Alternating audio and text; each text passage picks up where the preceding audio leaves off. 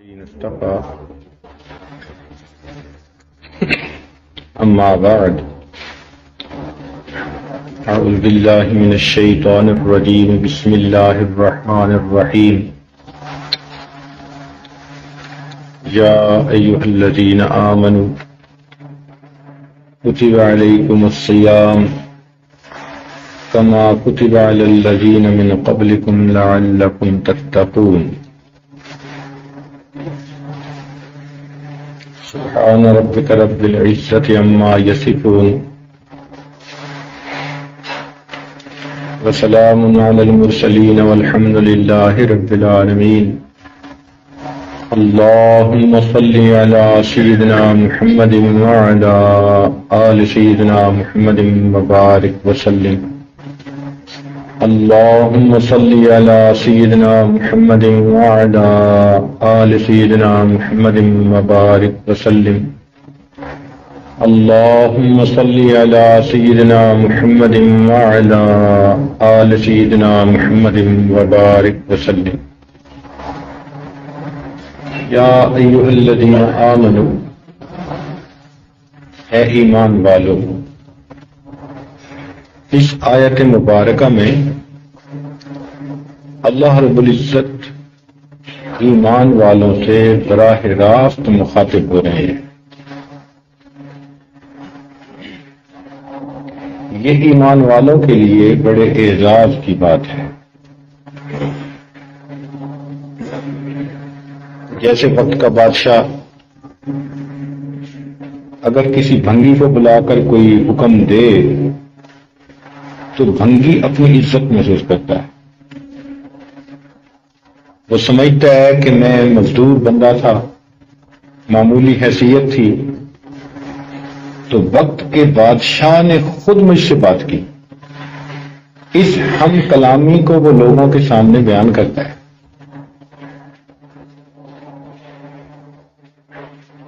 یا یوں سمجھ لیں کہ گدھا گاڑی والا جا رہا تھا اور وقت کے بادشاہ نے اپنی سواری روک کر اس سے کوئی بات پوچھی تو اس واقعے کو وہ بھول نہیں سکتا۔ جب بھی کہیں تذکرہ ہوگا وہ گدھے گاڑی والا لوگوں کو بتائے گا کہ دیکھو میری کیا حیثیت تھی، لیکن فلاں موقع پر بادشاہ نے مجھ سے گفتگو کی۔ جو گدھے گاڑی والے کی بادشاہ سے نسبت ہے، ہماری اللہ رب العزت کی عظمت کے سامنے وہ نسبت بھی نہیں۔ ہم مخلوق ہیں، وہ خالق ہے۔ ہم عاجز ہیں، وہ عظمت والا ہے۔ ہم فانی ہیں، وہ باقی رہنے والا۔ اللہ رب العزت ہمارے مالک و خالق ہے، تو ان کا فرمان یا خطاب کر دینا یہ ہمارے لیے بہت باعث خوشی بات ہے۔ تو یہ بہت پیارا خطاب ہے ایمان والوں کو۔ یا ایھا الذین آمنوا، اے ایمان والو۔ اس کو یوں سمجھے کہ جو قریبی ہوتا ہے نا، اس کو نام لے کر پکارنے کی بجائے انسان رشتہ داری کا نام لے کر پکارتا ہے۔ مثلا اے بیٹے، اب اس کا نام لے کر پکارنے میں وہ مزہ نہیں جو بیٹا کہنے میں ہے، اور اس کو نام سننے میں وہ مزہ نہیں جو بیٹے کا لفظ سننے میں ہے۔ جب باپ کی زبان سے وہ بیٹے کا لفظ سنتا ہے نا تو اس کو بھی سکون ملتا ہے۔ تو اللہ رب العزت نے بھی اس آیت مبارکہ میں یا ایھا الذین آمنوا اپنے بندوں کو ان کے ایمان کے رشتے کا تذکرہ کر کے بلایا۔ اے ایمان والو، کیا مطلب؟ اے ماننے والو، اے وہ بندو جو روز ازل سے حسن حقیقی کے ساتھ پیمان وفا کا عہد کر چکے، میری توحید کی امانت اپنے سینوں میں بھر چکے ہو، تم نے میرے محبوب صلی اللہ علیہ وسلم کی رسالت کو مان کر ان کی غلامی کا عہد کر چکے ہو، تو اس میں افنائیت ہے۔ فرمایا یا ایھا الذین آمنوا، اس کی مثال یوں سمجھیے کہ جب سے میرے شیخ فوت ہوئے، مجھے پوری دنیا میں کوئی ایسا بندہ نہیں ملتا تھا جو مجھے بیٹا کہہ کر پکارے، میں ترستا تھا۔ ایک مرتبہ ایک ملک میں جانا ہوا، علماء کا گھرانہ تھا، نیک گھرانہ تھا،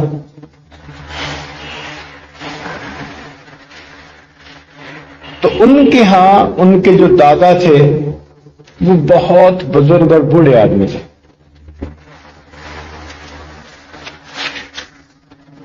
ان کی اہلیہ جب بھی مجھ سے فون پہ بات کرتی ہمیشہ مجھے بیٹا کہتی۔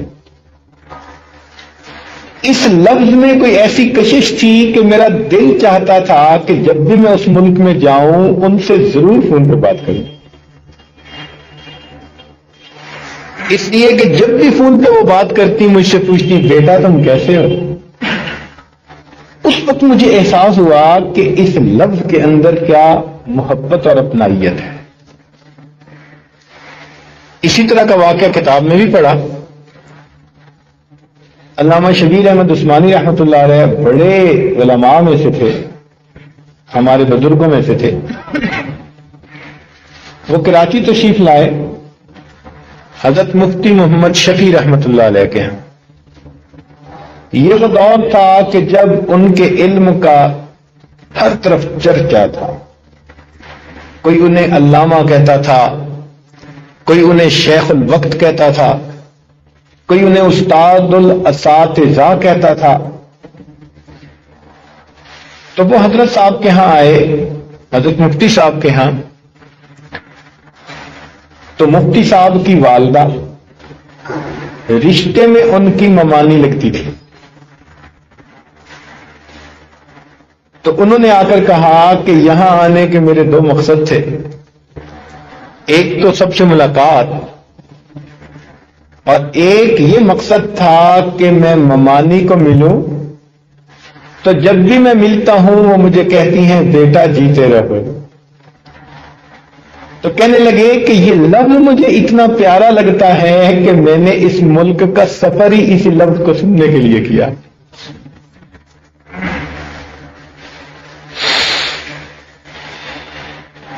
ہمارے حضرت رحمۃ اللہ علیہ خود اپنا واقعہ سنانے لگے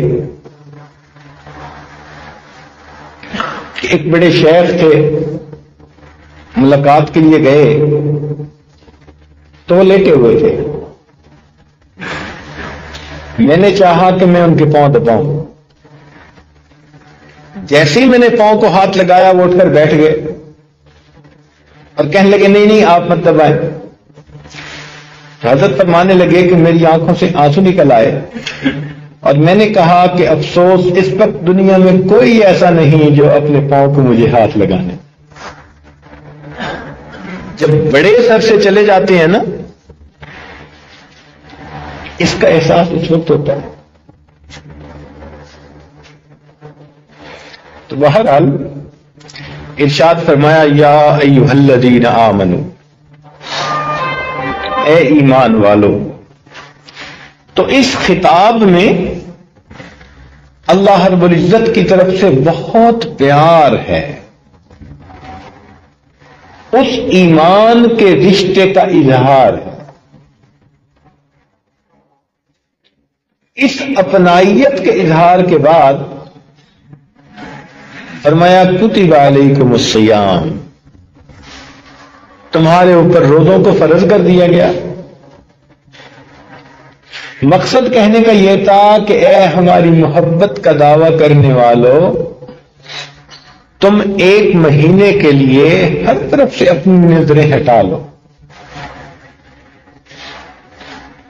تم ایک مہینہ کے لیے نفسانی لذتوں کو ہماری خاطر قربان کر دو،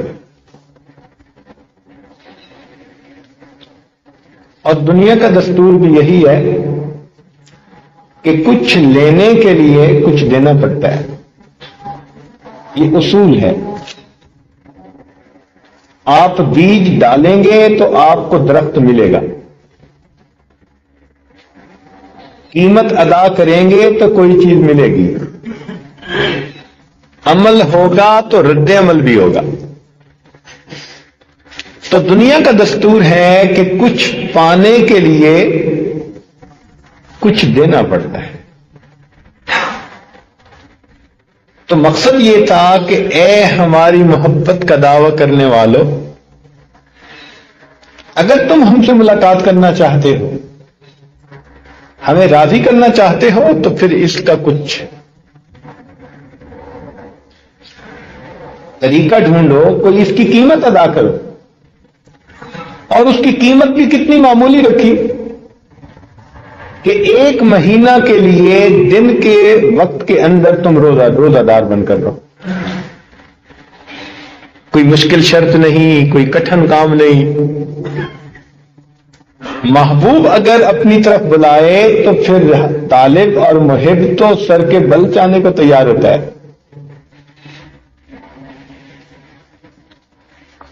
کسی نے کہا تھا کہ میرے گھر کے راستے میں کوئی کہکشاں نہیں ہے، انہی پتھروں پہ چل کے اگر آ سکو تو آؤ۔ تو محبوب کے ہاں پتھروں پہ بھی سر کے بل چل کے جانا پڑے تو یہ بھی اعزاز ہوتا ہے۔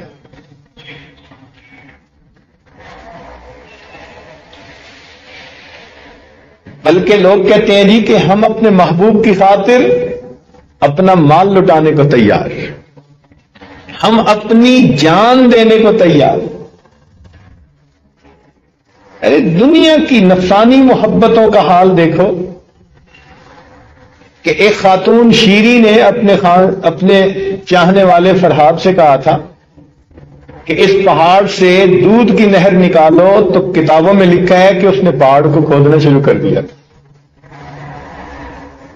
اگر دنیا کی فانی محبوبوں کی خاطر لوگ پہاڑوں کو توڑنے پہ آمادہ ہو جاتے ہیں، تو اے ہمارے چاہنے والوں، تم ہماری ملاقات کی خاطر، ہماری رضا کی خاطر کیا ایک مہینے کے روزے بھی نہیں رکھ سکتے؟ تو فرمایا کتب علیکم الصیام، ہم نے تمہارے اوپر روزوں کو فرض کر دیا گیا، اس لیے کہ اس روزے کے بدلے تمہیں میری ملاقات نصیب ہوگی۔ چنانچہ حدیث پاک میں آتا ہے، حدیث قدسی، قال اللہ عز وجل کل عمل ابن آدم لہ الا الصیام، انسان کے جتنے بھی اعمال ہیں ان کا اجر لکھا جاتا ہے سوائے روزے کے۔ فإنہ لی، اس لیے کہ روزہ میرے لیے ہوتا ہے، وأنا اجزا بہ، اور روزے کا بدلہ بھی میں آپ ہوں۔ روزے کے بدلے میں اس بندے کو مل جاتا ہوں۔ کتنی بڑی بات ہے۔ جو چاہنے والے ہوتے ہیں وہ تو محبوب کو چاہتے ہیں، چاہے کسی قیمت پہ انہیں ملے۔ وہ ایک فاصلہ کی بات ہے، اس شرط پہ کھیلوں گی پیا پیار کی میں بازی، اس شرط پہ کھیلوں گی پیا پیار کی میں بازی، جیتوں تو تجھے پاؤں، ہاروں گی تو میں تیری۔ کیا سمجھ میں بات آتی ہے کہ مقصود تو محبوب کا حصول ہے جیسے بھی ہو۔ تو ایمان والوں کے لیے یہ کتنی خوشی کی بات ہے کہ فقط ایک مہینہ کے روزے رکھنے کا بدلہ اللہ تعالیٰ فرماتے ہیں انا اجزا بہ، اس بندے کو میں مل جاتا ہوں۔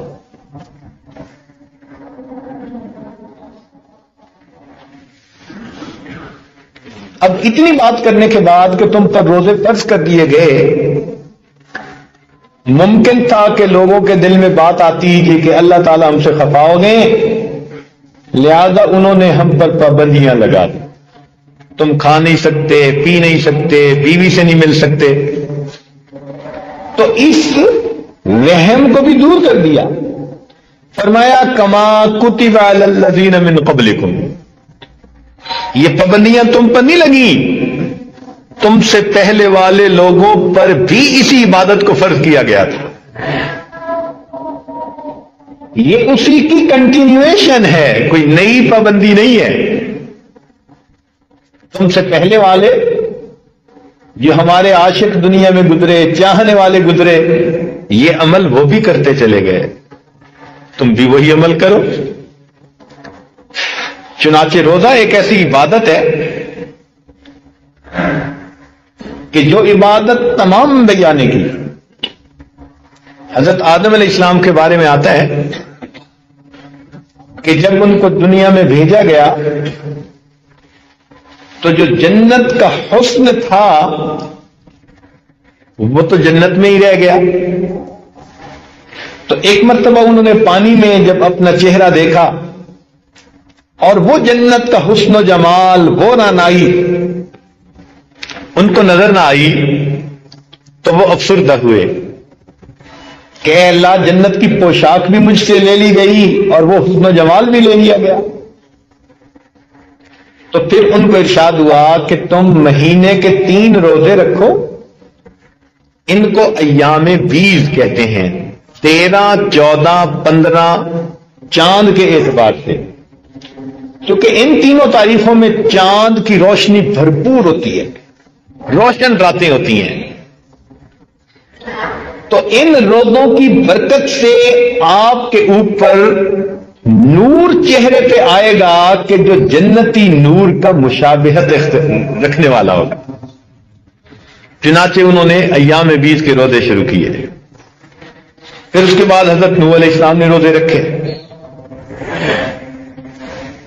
حضرت داؤد علیہ السلام کو اللہ تعالیٰ نے دنیا کی شاہی بھی دی اور پیغمبری بھی عطا کی، تو انہوں نے ایک دن روزہ ایک دن افطار، ایک دن روزہ ایک دن، سال کے 6 مہینے روزہ رہتے تھے۔ حضرت موسیٰ علیہ السلام جب کوہ طور پر گئے تو انہوں نے 40 دن روزے رکھے، حضرت یحییٰ علیہ السلام نے بھی روزے رکھے، حضرت عیسیٰ علیہ السلام نے بھی 2 مہینے روزے رکھے،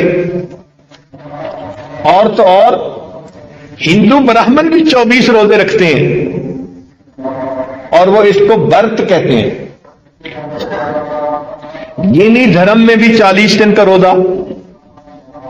اب یہاں پر ایک نقطہ سمجھنے والا ہے کہ نبی علیہ الصلوۃ والسلام تو امی تھے۔ امی کا مطلب ہوتا ہے کہ جس نے کسی کے سامنے شاگرد بن کر تعلیم نہ پائی ہو۔ انہوں نے کوئی کتاب نہیں پڑھی تھی، تقابل ادیان کا جو ہے وہ مضمون نہیں پڑھا تھا،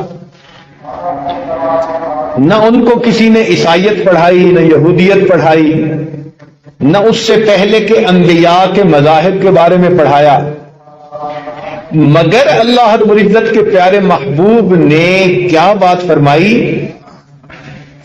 کما کتب علی الذین من قبلکم، جیسا کہ یہ روزے تم سے پہلوں پہ فرض کیے گئے۔ اب یہ کوئی بندہ ایسی بات نہیں کر سکتا جو جس کے پاس علم نہ ہو، کیسے کوئی دعویٰ کر سکتا ہے؟ اگر وہ دعویٰ کرے تو ممکن ہے کوئی آ کر کہے جی کہ فلاں قوم پر تو روزے نہیں تھے، مگر ایسی پکی بات فرمائی کہ جو 100% ٹھیک تھی۔ چنانچہ انسائکلوپیڈیا برٹنیکا، اس کے اندر روزے فاسٹنگ کے عنوان کے تحت یہ لفظ لکھے ہوئے ہیں کہ ہمیں دنیا کا کوئی ایسا مذہب نہیں ملا جس کے اندر روزے نہ ہو۔ اس بات کو پڑھ کے نا دل اتنا خوش ہوا کہ پوری دنیا کے اندر تحقیق کرنے والے آج میرے آقا صلی اللہ علیہ وسلم کی سچائی کی تصدیق کر رہے ہیں، ان کی عظمت کا لوہا مان رہے ہیں کہ انہوں نے 1400 سال پہلے فرما دیا کما کتب علی الذین من قبلکم، تم سے پہلے والوں پر بھی روزے فرض تھے۔ آج پتہ چلتا ہے کہ دنیا کی ہر عبادت کرنے والی قوم نے روزے رکھے، تو یہ ایک پیاری عبادت ہے۔ دیکھیے، ایک ہوتا ہے عبادت سے مال ملنا، عبادت سے دنیا کی شہرت ملنی، عبادت سے حور و قصور کا ملنا، جنت کا ملنا، سب فانی چیزیں ہیں۔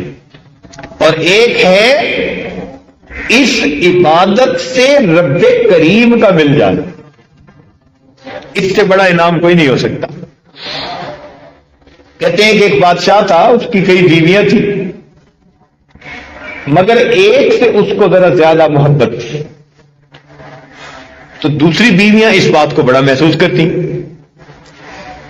آپس میں بات کرتی کہ خاندان میں ہم بہتر، حسن و جمال میں ہم بہتر، مال و منال میں ہم بہتر، فضل و کمال میں ہم بہتر، اور بادشاہ کی محبت کی وہ نظر ہم پہ نہیں اٹھتی جو اس پہ اٹھتی ہے،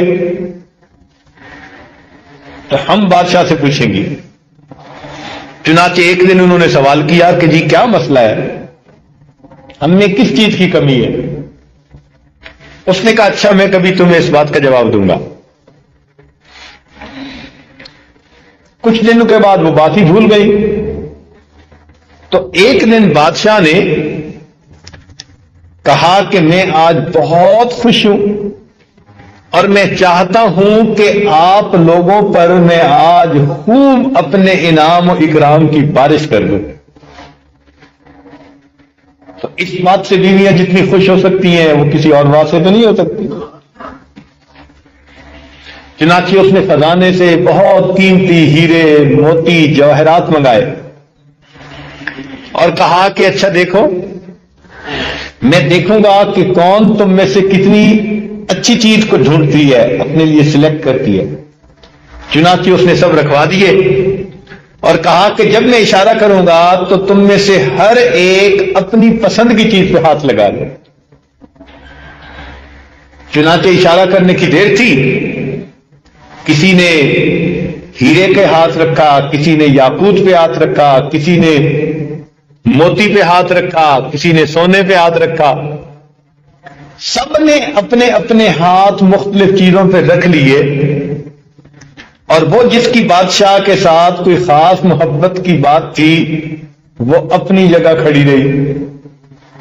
تو سب بیویاں ہنسنے لگی کہ آج اس بے وقوف کی بات کھل جائے گی، اس کی قلعی کھل گئی کہ یہ کتنی کم عقل اور بے وقوف ہے کہ یہ کھڑی ہے، اب اس کو معمولی چیز ملے گی۔ تو بادشاہ نے حیران ہو کر اس سے پوچھا کہ کیا بات ہے، آپ نے کوئی چیز نہیں اپنے لیے چنی؟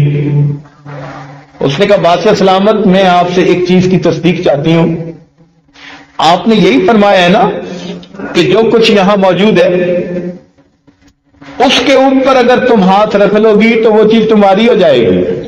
اس نے کہا ہاں میں تو یہی کہہ چکا، تم نے کیوں دیر کر دی؟ تو وہ آگے بڑھی اور اس نے بادشاہ کے کندھے پہ اپنا ہاتھ رکھ لیا، کہنے لگی بادشاہ سلامت، جب آپ مجھے مل گئے یہ سب چیزیں مجھے مل گئی۔ تو بات تو ایسی ہے کہ جب روزہ رکھنے پر اللہ رب العزت بندے کو مل گئے تو پھر دنیا کی باقی نعمتیں تو خود بخود بندے کی اپنی ہو گئی۔ اس لیے ارشاد فرمایا یا ایھا الذین آمنو، اے ایمان والو، کتب علیکم الصیام، تمہارے اوپر روزوں کو فرض کر دیا گیا، کما کتب علی الذین من قبلکم، جیسا کہ یہ روزے تم سے پہلے والوں پر فرض کیے گئے، لعلکم تتقون، تاکہ تم متقی بن جاؤ۔ اب ذہن میں یہ سوال پیدا ہوتا ہے کہ ٹھیک ہے، ہمیں بھی حکم دیا ہم سے پہلے والوں کا بھی حکم دیا، تو اس حکم کے اندر کوئی حکمت ہونی چاہیے، کوئی مقصد ہونا چاہیے، تو ساتھ مقصد بھی بتا دیا کہ اس سے ہمیں فائدہ نہیں کہ کوئی بجٹ میں کمی ہے اور اب تم اپنے خرچے کم کر لو، ایسی بات نہیں، ہمارے خزانوں میں کمی کا مسئلہ نہیں ہے، اس کا فائدہ بھی بندو تمہیں ہے، کون سا؟ لعلکم تتقون، تاکہ تم متقی بن جاؤ، تم پرہیزگار بن جاؤ، تمہاری تربیت ہو جائے کہ تم نے اپنے نفس پہ قابو کیسے پانا۔ تو روزے کا اصل مقصد انسان کے اندر تقوی کا پیدا کرنا۔ تو مقصود یہ تھا کہ اگر تم سال میں 30 دن ہمارے کہنے کے مطابق جائز چیزوں کو بھی دن میں چھوڑ سکتے ہو، تو کیا باقی سال کے حصوں میں ناجائز چیزوں کو نہیں چھوڑ سکتے؟ اور جب تم اتنے اچھے کہ جائز چیزوں کو چھوڑ رہے ہو ہمارے کہنے پر، تو پھر سال کے باقی حصوں میں ناجائز چیزوں کو چھوڑنا تو بڑا ہی آسان ہے۔ تو یہ ایمان والوں کو اس مہینے کے اندر پریکٹس کروائی گئی، ریہرسل کروائی گئی، اپنے نفس پہ قابو پائیں، ورنہ بندہ بے صبر ہو جاتا ہے اور اپنی خواہشات کی تکمیل کے لیے بھاگ اٹھتا ہے۔ تقوی انسان کے اندر صبر پیدا کرتا ہے، انسان اپنے نفس کو لگام دے سکتا ہے۔ اس لیے تمام تعلیمات کا خلاصہ وہ تقوی ہے۔ اللہ تعالیٰ ارشاد فرماتے ہیں، یا ایھا الناس اعبدوا ربکم الذی خلقکم والذین من قبلکم لعلکم تتقون، اے انسانوں عبادت کرو اپنے پروردگار کی جس نے تمہیں پیدا کیا اور تم سے پہلے والوں کو بھی پیدا کیا، اور اس عبادت کا مقصود کیا؟ لعلکم تتقون، تاکہ تم متقی بن جاؤ۔ تو تمام عبادات کا نچوڑ اور خلاصہ انسان کا متقی اور پرہیزگار بن جانا۔ چنانچہ جتنی بھی عبادتیں ہیں ان کا مقصود تقوی ہی ہے۔ دیکھیں، ہم قربانی کرتے ہیں، اللہ کے راستے پہ ایک جان قربان کرتے ہیں، اس قربانی کا مقصود کیا ہے؟ اللہ تعالیٰ فرماتے ہیں، لن ینال اللہ لحومها ولا دماؤها ولکن ینالہ التقوی منکم، نہ اس کا خون پہنچتا ہے نہ گوشت ہمیں پہنچتا ہے، ہمیں تو تقوی پہنچتا ہے جس تقوی سے تم جانور کی قربانی کر رہے ہو۔ حج انسان کرتا ہے، بیت اللہ شریف کی زیارت کی، لیکن حج کا اصل مقصود کیا؟ وَمَن يُعَظِّمْ شَعَائِرَ اللَّهِ فَإِنَّهَا مِن تَقْوَى الْقُلُوبِ، اس کا مقصد بھی تقوی۔ یہی روزے کا بھی مقصد، لعلکم تتقون، تاکہ تم پرہیزگار بن جاؤ۔ اس لیے انسان دنیا میں جو کام بھی کرے تقوی کی بنا پر، حتیٰ کہ اللہ کا گھر مسجد بنائے تو وہ بھی کس کے ساتھ؟ تقوی کے ساتھ۔ اللہ تعالیٰ فرماتے ہیں، لمسجد اسست علی التقوی، ہر کام کا مقصود تقوی ہے۔ اس لیے اللہ تعالیٰ نے انسانوں کو نصیحت فرمائی۔ کبھی کبھی انسان نصیحت کرتا ہے نا دوسرے کو وصیت کے رنگ میں، تو اگر نصیحت وصیت کے رنگ میں کی جائے تو وہ بڑی اہم ہوتی ہے۔ چنانچہ اللہ تعالیٰ قرآن مجید میں ارشاد فرماتے ہیں، سنیں اور دل کے کانوں سے سنیں، فرمایا وَلَقَدْ وَصَّيْنَا الَّذِينَ أُوتُوا الْكِتَابَ مِن قَبْلِكُمْ، تحقیق ہم نے تم سے پہلے والے اہل کتاب کو بھی وصیت کی، وَإِيَّاكُمْ، اور تمہیں بھی وصیت کرتے ہیں، أَنِ اتَّقُوا اللَّهَ، کہ تم اللہ سے ڈر جانا۔ تو قرآن مجید میں اللہ تعالیٰ اس کو فرماتے ہیں کہ ہم تمہیں وصیت کر رہے ہیں کہ تم متقی بنو. تو روزے کا اصل مقصود انسان کے اندر تقوی پیدا ہونا. اور تقوی کیا ہے کہ انسان تقوی کی بنا پر ناجائز مشتبہ ہر کام سے اپنے آپ کو بچاتا ہے. اس کو اپنے نفس پہ قابو نصیب ہو جاتا ہے, کنٹرول مل جاتا ہے. چنانچہ متقی لوگ جتنے بھی تھے وہ سب ہر طرح کے گناہوں سے بچنے والے. اب دیکھیے, انسان گناہ کرتا ہے حسد کی وجہ سے, حرص کی وجہ سے, شہوت کی وجہ سے, غصے کی وجہ سے. یہی چیزیں گناہ کا سبب بنتی ہے نا. ذرا قرآن مجید پہ نظر ڈالیے کہ اہل تقوی نے ایسی ایسی صورت حال میں بھی اپنے آپ کو گناہوں سے بچایا. اب ذرا دیکھیے, آدم علیہ السلام کے دو بیٹے حابیل اور قابیل. حابیل کی بیوی خوبصورت ہے, قابیل چاہتا تھا کہ یہ میرے نکاح میں آتی. جب نہ آئی تو اس کو بھائی سے حسد ہوا, اور حسد کی بنا پر اس نے اپنے بھائی کو کہا کہ میں تمہیں قتل کر دوں گا.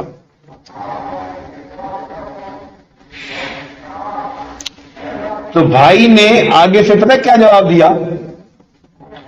لئن بسطت الی یدک لتقتلنی ما انا بباسط یدی الیک لاقتلک. اے بھائی, تم اگر ہاتھ مجھ پہ اٹھاؤ گے نا کہ تم مجھے قتل کر دو, تو میں اپنا ہاتھ نہیں اٹھاؤں گا کہ میں تمہیں ماروں. انی اخاف اللہ, میں اللہ سے ڈرتا ہوں. اشتعال کے وقت میں بھی تقوی نے ان کو روک لیا کوئی ایسی بات کرنے سے جو اللہ تعالیٰ کو ناپسند ہو. تو غصے میں بھی متقی بندہ اپنے آپ پہ قابو پا لیتا ہے. عام طور پہ گناہ شہوت کی وجہ سے ہوتے ہیں. اب دیکھیے, وقت کی ملکہ ہے, فرسٹ لیڈی ہے, حسن و جمال کا پیکر ہے, اور سوچ سمجھ کے تنہائی میں, خلوت میں, کنڈیاں تالے لگا کے حضرت یوسف علیہ الصلوۃ والسلام کو وہ بلاتی ہے اپنی طرف. وقالت حیت لک. اب جب حسن اشارے کرے تو پھر جوانی تو بے قابو ہوتی ہے, مگر کیا ہوا؟ اس نے کہا حیت لک. آگے سے جواب ملتا ہے قال معاذ اللہ, میں اللہ کی پناہ مانگتا. تو تقوی ایسی چیز ہے کہ پھر اشتعال ہو, شہوت ہو, کوئی بھی صورت حال ہو, انسان قابو سے باہر نہیں ہوتا. عام طور پر ہم نے دیکھا کہ لوگ مال و منال کو دیکھ کے حرص میں پڑ جاتے ہیں, بے قابو ہو جاتے ہیں, ہاتھ مارتے ہیں, موقع جانے نہیں دیتے. قارون کی دولت ہے, لوگ اس کے خزانوں کو دیکھتے ہیں تو کہتے ہیں یا لیت لنا اوتی مثل ما اوتی قارون, یا لیت لنا مثل ما اوتی قارون. ہمارے پاس بھی اتنا ہوتا جتنا قارون کو ملا تھا. تو ایسی صورت میں وقال الذین اوتوا العلم ویلکم, کہا ان لوگوں نے جن کے پاس علم تھا اور تمہارا ناس ہو. ثواب اللہ خیر, اللہ کے پاس جو اجر ہے وہ اس مال و دولت سے زیادہ بہتر ہے. تو معلوم ہوا کہ تقوی جب دل میں ہوتا ہے تو انسان نہ حرص کرتا ہے, نہ اشتعال میں آ کر گناہ کرتا ہے, نہ اپنی شہوت کی بنا پر گناہ کرتا ہے. استقامت اس کے اندر ایسی آ جاتی ہے کہ غم کے پہاڑ اس پر توڑ دیے جائیں تو وہ اس کے پائے استقامت کے اندر کوئی تزلزل نہیں آتا. چنانچہ حضرت موسیٰ علیہ السلام پر جادوگر ایمان لے آئے، دل اللہ کی محبت سے روشناس ہو گیا، تقوی دل میں آ گیا۔ فرعون کو برا لگا، اس نے کہا میری اجازت کے بغیر تم نے یہ کام کیسے کر لیا؟ اب میں تمہارے ہاتھ اور پاؤں کو جو مخالف ہمت کے ہیں ان کو کاٹوں گا۔ یہ اس زمانے میں بڑی سزا ہوتی تھی، ہاتھ کاٹ دینا چھوٹی سزا کہ ایک ہاتھ سے وہ زندگی گزار لے گا، ہاتھ اور ٹانگ ایک سائیڈ کی کاٹ دینا یہ بھی چھوٹی سزا کہ دوسرے سائیڈ کے ہاتھ پاؤں سے وہ اپنی ضرورتیں پوری کر لے گا۔ وہ سمجھتے تھے اگر بازو ایک سائیڈ کا کاٹیں اور ٹانگ دوسری سائیڈ کی کاٹیں تو نہ یہ بیلنس رکھ سکتا ہے نہ کوئی کام کر سکتا ہے۔ یہ سب سے کڑی سزا تھی۔ تو فرعون نے کہا کہ میں تمہیں یہ سزا دوں گا، مگر دل میں تقوی آ چکا تھا۔ انہوں نے کہا نہیں، اب ہم نے ایمان حقیقی کی لذت کو پا لیا، فَقْضِ مَا أَنْتَ قَاضٍ، جو تو کرنا چاہتا ہے تو کر گزر، ہم اپنی جگہ سے پیچھے نہیں ہٹ سکتے۔ عورت ذات کمزور ہوتی ہے، ذرا سی بات پہ خوف زدہ ہو جاتی ہے۔ قرآن مجید نے آسیہ بنت مزاحم جو فرعون کی بیوی تھی اس کا بھی تذکرہ کیا کہ جب وہ ایمان لے آئی تو اس کو بادشاہ نے اس وقت کہا کہ میں تمہیں چھوڑ دوں گا۔ اب بیوی کے لیے اس سے بڑا غم کوئی نہیں ہوتا کہ خامد اس کو دھمکائے کہ میں تمہیں چھوڑ دوں گا، یا خامد یہ کہے کہ میں تمہیں گھر سے نکال دوں گا۔ عورت کے لیے بے گھر ہو جانا اس سے بڑی سزا کوئی نہیں، بے سایہ ہو جانا اس سے بڑی سزا کوئی نہیں۔ اور وہ کوئی عام عورت نہیں تھی، وقت کے بادشاہ کی بیوی تھی۔ فرعون نے اپنی پوری رعایا میں سے اس کے حسن و جمال کی وجہ سے اس کو چنا تھا۔ وہ طے کرے حسن و جمال عورت، اس کو بادشاہ کہتا ہے میں تجھے محل سے نکال دوں گا، آج کے بعد تیرا سٹیٹس ختم، تو ذلیل ہو جائے گی۔ لیکن اس کا دل اس عورت کا ایمان کی لذت سے آشنا ہو چکا تھا۔ چنانچہ اس وقت جب بادشاہ نے اس کو محل سے نکال دیا، اللہ تعالیٰ سے دعا کرتی ہے رب ابن لی عندک بیتا فی الجنہ، اے اللہ اس فرعون نے تو مجھے اپنے محل سے دھتکار دیا، میں عورت زاد ہوں، اے اللہ اس گھر کے بدلے میں مجھے جنت میں اپنے قرب کا گھر عطا فرما دی۔ تو معلوم ہوا کہ تقوی جب اندر آتا ہے تو انسان کے اندر اعمال پر بھی استقامت آتی ہے، اور وہ پھر مختلف طرح کے گناہوں سے بھی آسانی سے بچ جاتا ہے۔ اس لیے روزے کا اصل مقصود کیا ہے؟ فقط بھوکا پیاسا رہنا نہیں ہے۔ ذرا توجہ سے سنیے، روزے کے 3 درجے ہیں۔ ایک ہے عوام الناس کا روزہ، یہ عوام الناس کا روزہ کیا کہ انہوں نے دن کے اوقات میں کھانا نہیں، پینا نہیں، میاں بیوی والا معاملہ نہیں، 3 چیزوں سے بچنا ہے۔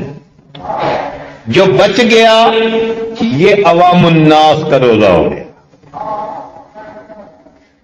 لیکن ایک ہوتا ہے خواص کا روزہ، اللہ کے نیک بندوں کا روزہ، صالحین کا روزہ۔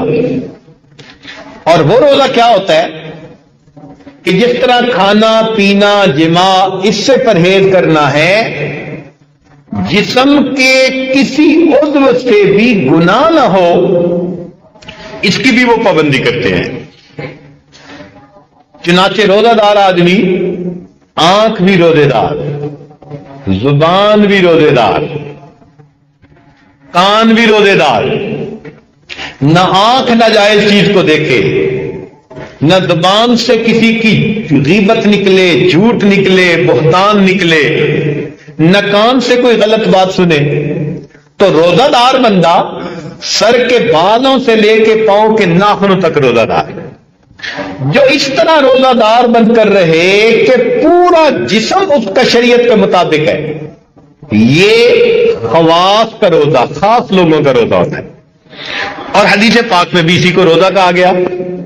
سنیے نبی علیہ الصلوۃ والسلام کا ارشاد فرمان عظیم الشان، ارشاد فرمایا لیس الصیام من الاکل والشرب، کہ روزہ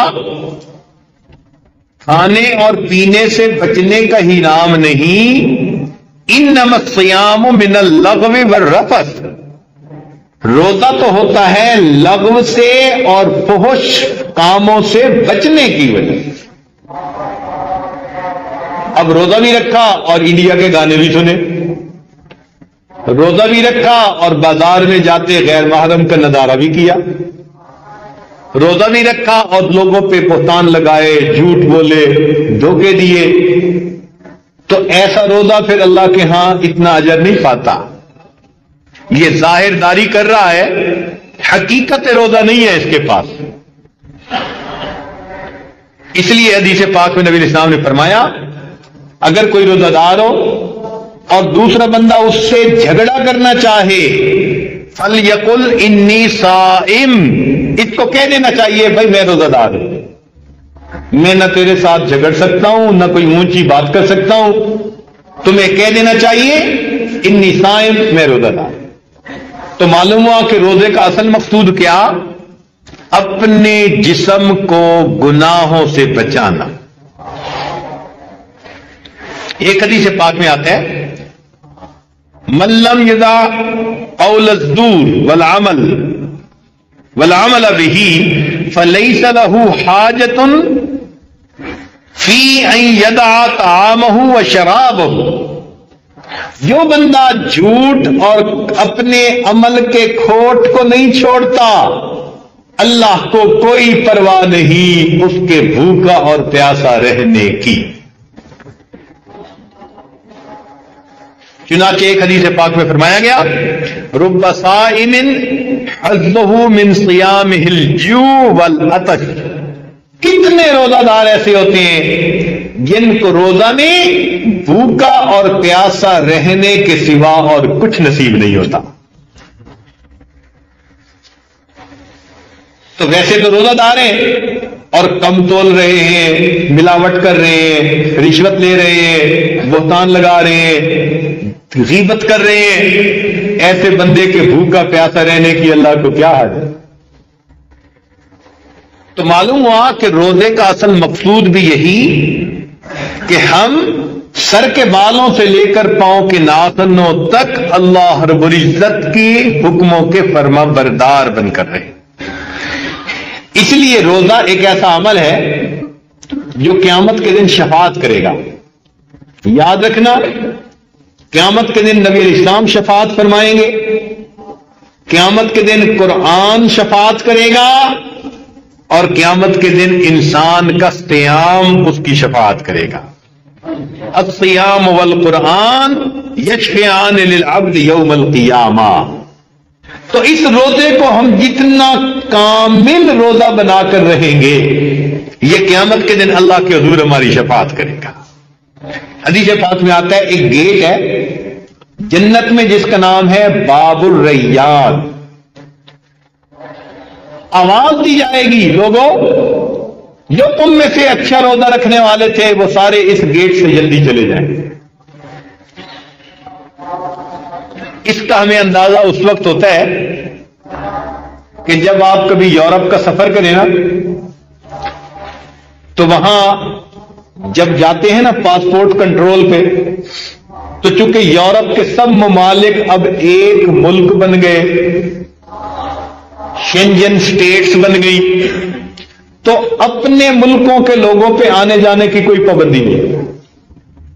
ایک ہی فلائٹ سے اترتے ہیں ہم، تو ایک خاص دروازہ ہوتا ہے، اس کے اوپر لکھا ہوتا ہے کہ جو ان ملکوں کے لوگ ہیں وہ بغیر پاسپورٹ چیک کروائے سیدھے چلے جائیں،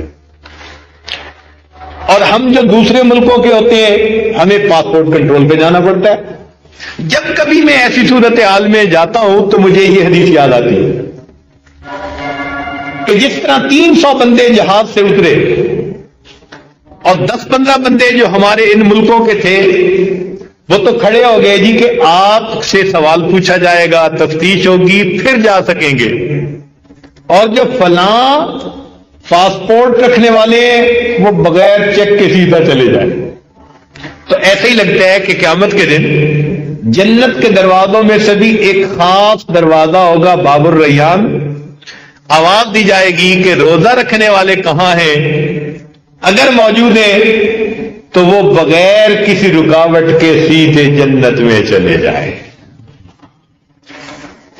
تو اس لیے اس روزے کو صحیح انداز سے رکھنے کی کوشش کریں، ایسا نہ ہو کہ قیامت کے دن فقط بھوک پیاس ملے اور کہا جائے کہ تیرا روزہ تو تھا ہی نہیں، تو تو روزے رکھ کے بھی جھوٹ بولتا تھا اور غیبتیں کرتا تھا اور دھوکے دیتا تھا، لوگوں کے دل دکھاتا تھا، تیرے روزے کی ہمیں پرواہ نہیں۔ ایسا نہ ہو کہ یہ عمل ہمارے منہ پہ واپس مار دیا جائے۔ اب اس کے لیے ہمیں چاہیے کہ ہم اپنے دل میں خوف اور رجا رکھیں۔ خوف کہتے ہیں ڈر کو، اور رجا کہتے ہیں امید کو، یعنی ڈرے بھی صحیح کہ کہیں ہمارا روزہ رد نہ کر دیا جائے، اور امید بھی رکھیں کہ جب اللہ نے ہمیں توفیق دے دی تو بادشاہ اور سخی در پہ بلا کے تو کسی کو خالی نہیں واپس بھیجتے، جس کو نہیں دینا ہوتا اس کو وہ آنے ہی نہیں دیتے، دروازے پہ ہی نہیں آنے دیتے۔ دروازے پہ بلا کے خالی بھیج دینا یہ سخی کی شان کے خلاف ہوتا ہے۔ تو جب رب کریم نے زندگی میں رمضان کے روزے رکھنے کی توفیق دے دی تو یہ اس بات کی دلیل کہ اللہ رب العزت کا ارادہ خیر کا ہے، تو امید بھی رہے اور دل میں ڈر بھی رہے، اور ایک کام اور بھی کرے کہ ان روزوں کی قبولیت کے لیے کوشش بھی کریں اور دعا بھی کریں۔ کوشش سے کیا مراد؟ کہ اپنے روزے کو بچانے کی کوشش کریں۔ ہم یوں ہی سمجھیں ہم نے روزہ رکھ لیا، اب آنکھ غلط اٹھے گی تو ہمارے روزے کی حقیقت ختم، زبان سے جھوٹ نکلے گا روزے کی حقیقت ختم، ہم نے کوئی کام خلاف شرع کیا روزے کی حقیقت ختم۔ تو اپنے روزے کو بچانے کی بھی کوشش کریں، اور دعا سے کیا مطلب؟ کہ شام کو افطار کے وقت ہم اللہ سے دعائیں بھی مانگیں، اے مولا ہم آپ کے بندے ہیں، کمزور ہیں، ہم نے ایک عمل کے لیے کوشش تو کی مگر اس میں یقیناً کوتاہیاں رہ گئیں، کمیاں رہ گئیں، میرے مولا ہماری کمزوریوں کو دیکھتے ہوئے ہم پر مہربانی فرما اور اس کو قبول کر۔ ایسا ہی مثال ہے ہماری کہ بچہ اگر پہلی جماعت میں جائے نا تو واپسی پہ اپنی تختی کے اوپر نا کچھ لکیریں لگا کے لے آتا ہے، وہ ٹیڑھی میڑھی پڑی بھی نہیں جاتی، اور آ کے خوش ہو کے کہتے ہیں ابو آج استاد نے مجھے تختی لکھوائی، میں نے لکھی۔ اب جب باپ دیکھتا ہے تو نہ الف سی دی نہ با ایسی، پڑھی بھی نہیں جاتی، مگر باپ اس کو انعام دے دیتا ہے۔ وہ انعام اس کی خوشخطی کا نہیں ہوتا، وہ انعام باپ کی شفقت کی وجہ سے اس بچے کی محنت کا ہوتا ہے۔ وہ سمجھتا ہے یہ کمزور ہے لیکن لکھی تو ہے نا اسے۔ ہماری عبادتیں ایسی ہی ہیں، اے مولا آپ جانتے ہیں کہ ہم کمزور ہیں اور ہمارے اندر اتنی خرابیاں ہیں، ہم نے روزہ رکھ کر اس کی حفاظت کرنے کی کوشش تو کی لیکن پوری طرح حق تو ادا نہ کر سکے. اب اللہ اس میں جو بھی کوتاہیاں ہیں اس کو معاف کر کے ہم محتاج ہیں, دامن پھیلائے بیٹھے ہیں, اللہ ہمارے دامن کو بھر دیجئے, ہمیں اپنے در سے خالی نہ لوٹائیے. اس لیے کہ دنیا میں ہمارے لیے ایک ہی در ہے.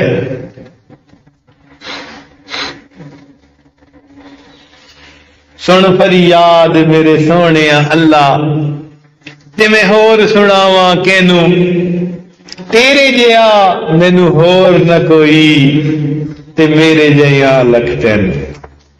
اللہ تو ہمیں رد کر دے گا, تجھے کوئی فرق نہیں پڑتا. فرق تو ہمیں پڑتا ہے, ہماری زندگی کا مسئلہ ہے, ہمارا آخرت کا مسئلہ ہے.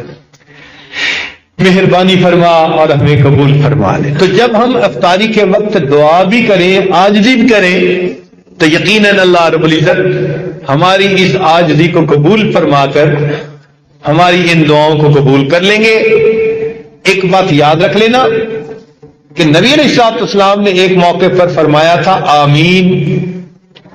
صحابہ نے پوچھا کہ اللہ کے نبی آپ نے کس بات پر کہا؟ تو فرمایا کہ جبرائیل امین نے 3 بددعائیں دی. ایک ان میں سے یہ تھی, برباد ہو جائے وہ شخص جس نے رمضان کا مہینہ پایا اور اپنی مغفرت نہ کروائی, اور میں نے اس پر کہہ دیا آمین. اب سوچ لیں کہ رمضان کے بعد ہمارے لیے عید ہوگی یا وعید ہوگی. جن کی مغفرت ہوئی ان کی تو عید بن جائے گی, اور جن کی مغفرت نہ ہوئی ان کے لیے وعید بن جائے. اور چاہنے والوں کو تو اس موقع پہ اللہ سے اللہ کو مانگنا چاہیے. وہ ایک بزرگ سے کسی نے پوچھا تھا کہ حضرت عید کب ہوگی, حضرت عید کب ہوگی؟ تو انہوں نے آگے سے عجیب بات کہی, فرمانے لگے جب دید ہوگی تب عید ہوگی. جب دید ہوگی تو بھائی جب اللہ تعالیٰ کی ملاقات ہوگی اصل عید تو وہ ہے. لیکن روزہ دار آدمی کو اس مہینے کے روزے رکھنے پر اللہ تعالیٰ کا اگر وصل نصیب ہو گیا تو اس روزے دار کی بھی واقعی رمضان کے بعد عید ہوگی. اللہ رب العزت ہمارے ان روزوں کو قبول فرمائے اور ہمیں تقوی کے ساتھ زندگی گزارنے کی توفیق عطا فرمائے. وآخر دعوانا ان الحمد للہ رب العالمین.